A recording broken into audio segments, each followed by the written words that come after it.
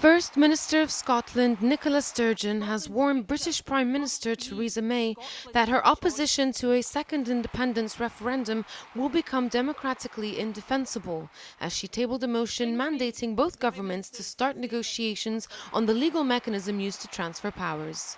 If Theresa May's concern is timing, then within reason, I'm happy to have that discussion.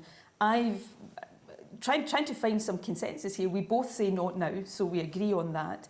I've set out the time frame that I think would be fair and reasonable. She says she doesn't agree with that, so I think it's therefore for her to say what time frame she thinks would be reasonable, and then let's have that discussion. This comes as former Prime Minister Gordon Brown proposed a third option of giving Scotland vast powers in exchange for remaining in the UK.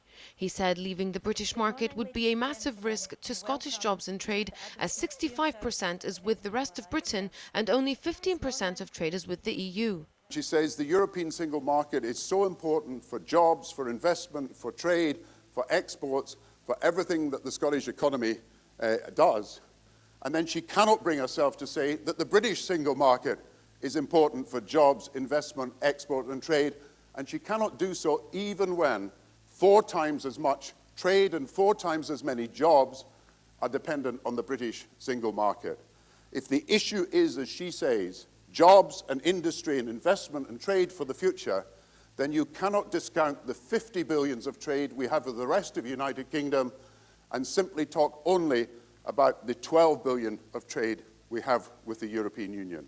Of course, I'm sure, as we're all aware, we've only just recently had one referendum in Scotland, but this is a democracy, and of course the Scottish people are free to have a debate to consider the necessity and appropriateness, but it's always good to debate, so it's a very good opportunity to debate these issues and focus on the future of Scotland, whether it's going to be with the UK or whether it hopes to join the EU. I think its chances of securing a good membership deal with the EU are somewhat slim. Theresa May, that is, has been very cunning. You know, Britain is a bit like an old fox in world political terms. We've been around a very, very, very long time. We've been involved in virtually every nation on earth.